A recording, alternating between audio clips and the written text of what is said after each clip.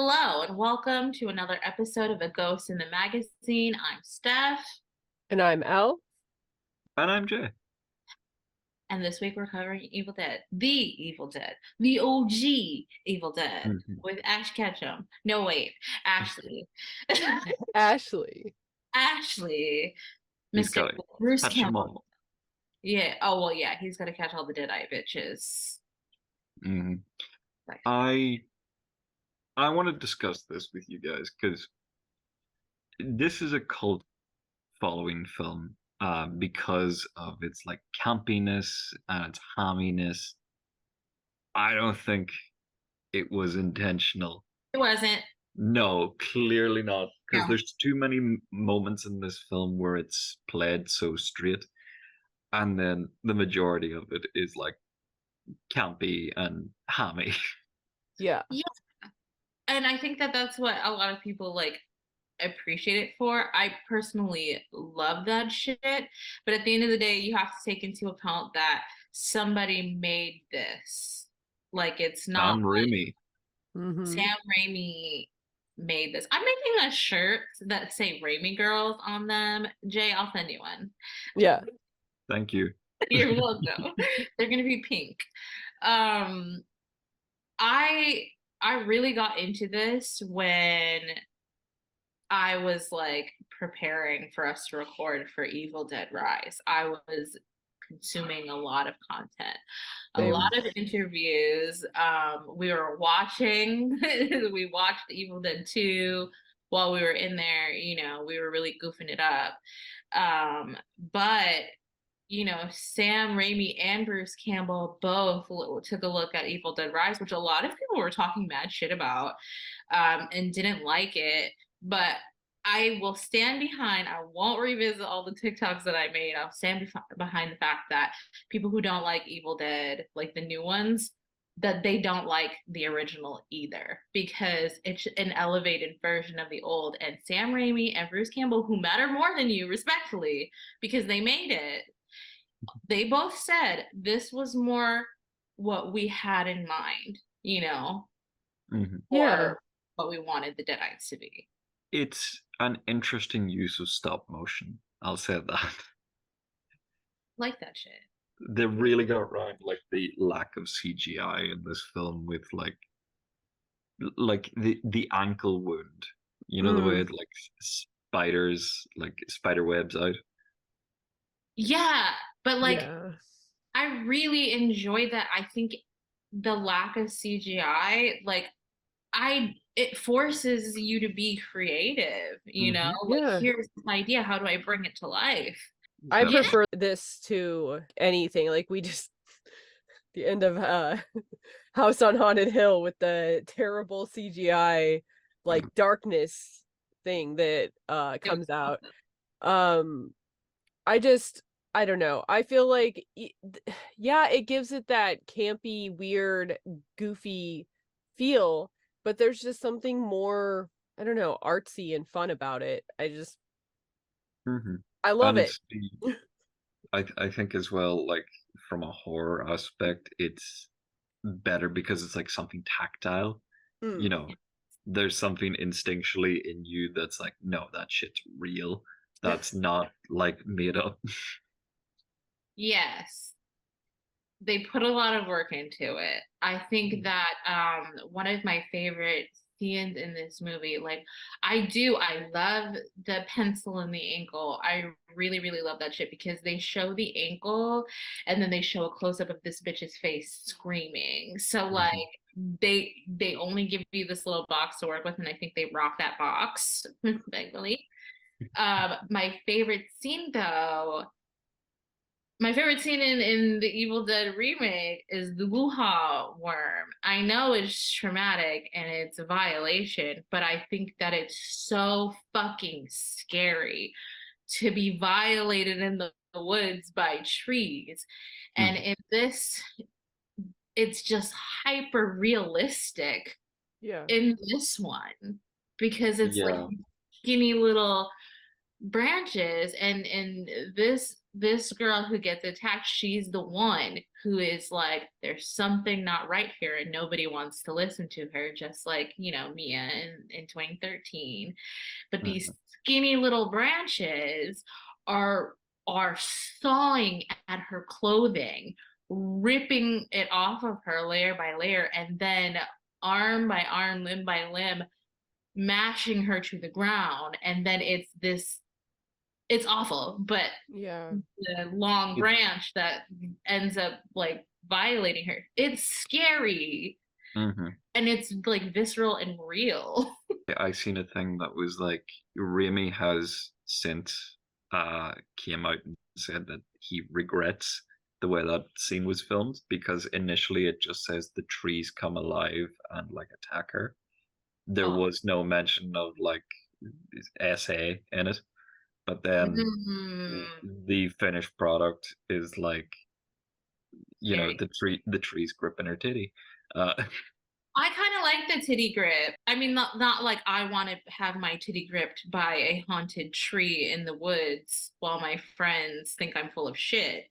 But I think that I really think that they could have left it there and it would have been just as scary. Or if mhm. they wanted to like symbolize something like violating her or going into her, they could have had those the tendrils go into her mouth or Yeah, something Yeah, like that instead of I just for me it's just like that that scene. yeah. it makes my Um, chest actually hurt Mm-hmm. watching it. the reboot, I think the one that we covered, Steph, it Yeah. it does it in a better way, I think, because it has like it has like a physical manifestation of the character vomiting into her mouth. And that's a good way to have like the body Yeah, but corrupted or violated. I wouldn't necessarily say a better way. It's different, but they have the thing go up inside her and it's not attached to anything else. That's why I called it the Wuha worm. It was a fat, disembodied tree branch slithering up into her coochie, and that is not comfortable. Like, that's terrifying to me. It's really very scary. We give I, you a lot of shit for your crushes on this podcast, but it's nice to know that you wouldn't fucking end. No, no, that's not on the list. it's Absolutely not. Bruce Campbell, though. Don't get me started. You know what I find interesting? Watching this, I was reminded of whenever I see Bruce Campbell in this role, it reminds me a lot of Ted Bundy. He's very similar in like he's a very similar face to him. hmm. And that's the end of that statement. It's like they both have a unibrow. That's Don't pretty try much to it. ruin Bruce Campbell for me, okay? I'm, Don't. I'm not. It's fine. I believe you, okay? They do good things with Bruce Campbell outside of Evil Dead when he has a little cameo at the end of Intruder. Um, Mm, I had When to he's look up in, what Ted Bundy looks like, and he would be like a knockoff Great Value version. Like bit. yeah. no, And nowhere. and the thing is, they say that Bundy was like really charming and handsome. It's like, fuck off. He looks like a Okay, but slut. like charming and handsome is really like the Bible. It's dependent on the time where the statement is made. Like, No, no. Like I've heard people say today that he was handsome. yeah, okay, well, these are the same people who thirst after Joe from You. So miss me. Miss me That's with true that. enough. That's true enough. Yeah. No, I'm not. The man had to literally make a statement saying, "Stop thirsting over my psychotic character, you thirsty hose." He did. And that's how far we'll cover you on this podcast. Ever. We will not ever be covering that shit. That shit is triggering and vile. Another thing that's interesting is that they never really introduce us to the cast apart from Ash. Like Ash is very singled out from the beginning. So the thing for me though, like I'm very bad at names. I remembered Linda's name, his girlfriend, because they said it 8 million times. And the only reason I remember Scott's name is because he was like Scotty? shaking him and he's like, Scotty, Scotty. And I kept yelling, Scotty doesn't know. Scotty doesn't know that. um, I might go to movie hell for this, but Scotty doesn't know. Stop shaking Scotty. him. Scotty is such a dick. Mm-hmm. Yeah, well, he's Eric. He's the Eric of this movie. Yeah. But the reason that this stuck out to me was because it's mentioned halfway through the film that Cheryl, the girl that gets possessed at the start and locked in the cellar, is Ash's sister. Yeah. I thought about that too. They just say it one time. You don't really know who these people are. You also don't understand why Scotty is driving Ash's car. Right. Like, why isn't Ash driving? It's his fucking car. I don't know. I don't know if that's relevant, but the moment this film lost me, like, yeah, this isn't realistic. It wasn't the trees. It wasn't the Necronomicon or Cheryl's drawing being like controlled. It was Scotty and Shelley are getting undressed while the spirits look in through the window, and he is not staring at her while she's shirtless. That's the moment I was like, yeah, this is unrealistic. Can I be so honest and so Virgo at this moment? The same scene took me out, but it's not for that reason. It was that she took her shirt off and not her pants, and she was walking around with pants and her titties out. Yeah. It's get a dress like Jesus. That scene is, yeah. I thought that scene was cool because I was thinking about like the way the window panes look, and I would have loved to see the setup like while they're filming it. Because it was like, very obviously no glass there, and it's just like, square cut they're panning to each person. I thought that was very neat. And they spent a good time filming this movie. Whenever they pull up to the cabin at the start, immediately I'm like, there is no way the interior of this building, all the shots that we see inside it, are this building, because it is tiny in comparison to what we see. No, I'm sure they had other things set up, which I would love a tour of this little cabin. And it's the same cabin they used for Evil Dead 2. It's gotta be, because it's very similar. The scene will always stick with me because I made the TikTok for it, where all the cabin furniture starts coming alive and mocking Ash in the second one. And like as soon as I saw the deer head, I was like, yeah, it's the same. There must have been about 5 bookcases in this cabin, because they continuously are falling on Ash and Scott. Well, and those bookcases, like the one that was holding him down forever, looked like it was like a single piece of wood. Like, come on. Plywood. And it was like plywood as well. It's like, oh, you're being held down by a sheet of paper. Yeah. I don't know. He's a big, strong boy, Yeah. Yeah.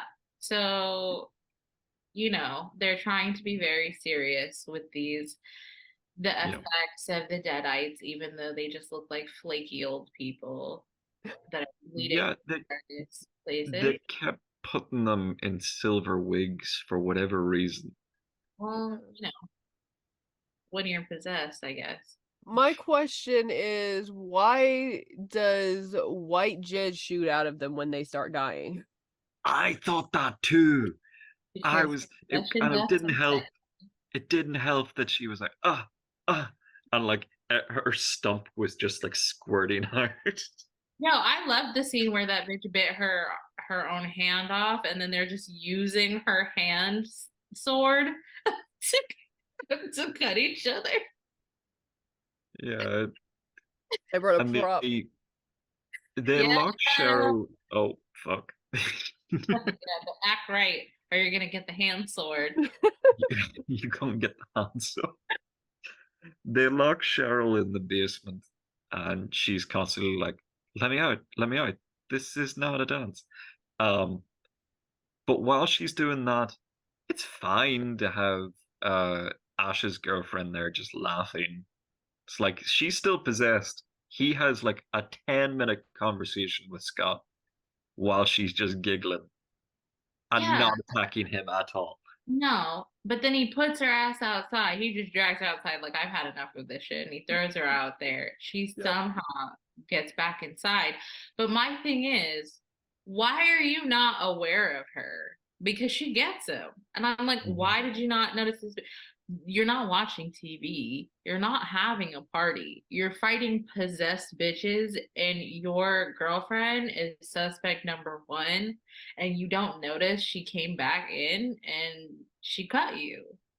How do Yeah, you not notice that? Are you in such deep denial because you just gave her that necklace and you can't believe this is happening to you after you gave her yeah. that necklace? How could she get possessed and cut me after I gave her that necklace?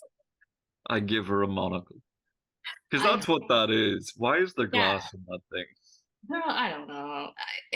He thought it was very romantic, and I was laughing because when she puts it on, he's like, "Take a look." So she's looking at it in the mirror, but her hand is covering it, so she's not looking at anything. It's beautiful, Ash. She's just like, oh, for fuck's sake, I've got to wear this for the rest of my life.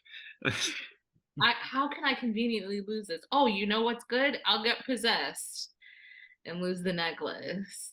There you go. I don't know. I like this movie. Oh, I like it too. Yeah. Mm-hmm. The scene that made me burst out laughing though was, and this is shot fantastic, is whenever Scott's dismembering Shelley, because you get it from her point of view and the blood going down the camera lens. Yeah. Fantastically shot, but it's just after that he's like, "We gotta bury Shelley." Yeah. Yeah. And he's like, what the fuck? He's like, well, she's dead and she's our friend. But not only that, all of the dismembered pieces are like pulsing on the ground. Wriggling, yeah. Yeah, it's so icky and wonderful. They Love it. straight up, they straight up just bought like vibrators and put them in like the plastic, I would so like it to could just. know. I don't know that there was a movie like this before this one with like one of the marks of the Evil Dead franchise is gratuitous possession, gratuitous, Yep. violent possession. And no matter what, when it was made, it's all a little goofy. Even with the remakes, and they're like very serious and they are terrifying, they're still goofy as fuck. Mm-hmm. And I mean that like with all the respect in the world, because it's not a realistic scenario. So it's always going to be a little goofy. And I genuinely like diving into these things. I think people put a lot of like unnecessary pressure on these filmmakers to make something that's going to not scare them but traumatize the fuck out of them. That's the thing that Yeah. I'm learning, is the difference with what people are expecting. Just like with the new Exorcist movie, they were looking to be traumatized. It's 2023 though, and we've consumed a lot of horror content. In order to be traumatized the way that you want to now, I don't think you want to go there. I don't. I want to have a good time. It's like Mel keeps saying on this podcast, is like, who is this film for, and at what stage is it no longer we are out to scare you and Yeah. we are out to traumatize you. Yes. And so much of that trauma that she talks about, or that we see in a lot of these films, is it's violation, it's sexual assault. And there was a little of that in this movie Yeah. already. And like, let's be fucking for real here, folks. If I'm in a cabin in the woods with my friends, which I'm not going to do that, respectfully. I wasn't a tent in the woods with Elle, but we were amongst people. We weren't just out in the middle of random woods by ourselves. Mhm. And we could get to cell phone reception if we needed it to. If Yeah. I'm out in that scenario, okay, and first of all, the wind starts whispering to me, and then I'm attacked by trees, and my friends won't take me to the next city, I'm scared shitless, and so are you. Don't lie. The scene whenever Cheryl is running away from something towards the door, all I could imagine is the trees from uh the trees from the Wizard of Oz like running after her. That's scary too. Don't It fucking is. touch me, trees. Leave me alone. Like, I thought we were friends. I'm good to nature. You Okay. did say that the trees were talking to you when you were high. Yeah, I was high as shit. We were buddies though. Like they were not oppressing me. They weren't talking about tickling me with their branches. They were just like, "What's up, girl? Welcome to the PNW." And I was like, "Thanks so much. I'm a Florida girl. I'm happy to be here." And that was it. And that was the Steph point where is she talked me into sending DMs to people. Yeah, I did. Me and the trees. Steph is the Lorax. She speaks for the trees. Period. This is a good movie. I enjoy it. I like it. It's a great movie, and I'm gonna say this right now. There's never gonna be a point where I don't enjoy these Evil Dead movies and the remakes that they're doing. I'm always gonna like that shit. I'm always gonna be up in there. Like, I vividly remember watching Evil Dead Rise in the movie theater, and me being the only one walking out like this. That was great. I had a great time. For me, like Evil Dead Rise wasn't bad. I don't understand why it got panned the way it did, honestly. It wasn't my favorite Evil Dead. Evil Dead 2 is my favorite, but I just don't understand, especially like you go in and you don't need to take it so seriously and you can just enjoy it. I mean, do I wish it was all practical? Yes. But that's just not gonna happen with the movie now. Yeah, they're gonna always now moving forward incorporate at least a little bit of CGI or whatever the next big thing is. You know, we have to come to terms with that. But if you're going in looking to, I feel like with any possession movie, honestly, I feel like that's what people are looking for. Just going based off of like what Eric was saying when we did Evil Dead Rise, like when we covered it, like he was anticipating like, oh, there's this buildup of wanting to be scared and then like nothing happens. It's not that nothing happened, it's just that what you were anticipating didn't happen, or that feeling that you were looking for didn't happen. And if you go in with certain expectations, there's always potential for you to be, you know, let down. My anticipation for Evil Dead, because I'm familiar with the franchise, is for it to be gratuitously gory and, you know, kind of over the top and a little goofy. Yeah, And 100%. I wasn't disappointed. I wasn't either. What we as horror consumers have come to like expect, like the build up to something, it being slightly anticlimactic, and then something bigger coming in. It's like when Ash was like looking at the door and he flung it open and there's nothing there. Yeah. I fully expected something to be behind the door when he closed it, but it wasn't. And that's fun to like have your expectations turn out to be wrong. Yeah. So I think that's fun also, but recently in like a horror Facebook group, I put a question out there like, what are you tired of seeing in movies? And there were actually quite a few people who don't like that. So it really is all about like what you enjoy as a horror fan. That's why I think that we can't shit on anybody for liking certain things, for not liking certain things, because it really is personal preference. And I feel like people are forgetting that. If you don't like that thing, you're not going to like a movie that leans on that thing at all. Elle is completely not into slashers at all, whereas you and I love them. You know, it's that sort of thing. Is like there's different branches of this. You say you're a horror fan. Okay, are you folk horror? Are you gory horror? Are you monster horror? What are you? And Mhm. we talked about like how I'm a fan of like gore that's not serious, but I like body horror more. Like that Mhm. would be my preference to see. Final Well, thoughts? you stick Bruce Campbell in anything, and I'm gonna watch it. I did watch Ash versus Evil Dead, not Ash versus I need Evil to watch that. I haven't. But yeah, I agree. I used to like when I was a kid, I watched the Adventures of Briscoe County, like the reruns that were on like I think that they ran on like Saturday afternoons or something. That was like my favorite show when I was a little kid. And I've been a Bruce Campbell fan from the beginning. I love this series. I love every Evil Dead thing. I'm never not gonna love it. So Dead. like this is gonna be like a solid 4 chuds for me. Yes. Yeah, absolutely. And the thing that really won me over, like I've seen this film before. I love it. But the Hmm. thing that made me like a fan was whenever the book's burning, the tongue comes out of the mouth and like lashes around. That was really cool. Hmm. Well, there's just all these tiny little details that I feel like are underappreciated. Like someone made that, you Hmm. know, Mhm. someone was like, let that a fucking freaky book tongue. That's so fun. That's such a good time. One final thing. Uh, Bruce Campbell was meant to play Mysterio in the Sam Raimi Spider-Man films. He has a cameo in every single one of the trilogy, Hmm. always as a different character. And he was meant to be Mysterio in Spider-Man 4. Oh my God. That would have made Steph needs a moment. Who played Mysterio again in the Spider-Man films? Mysterio, wasn't it Jake Gyllenhaal? Oh, it was him. Yeah, yeah. You'll take what you can get. It's a Gyllenhaal.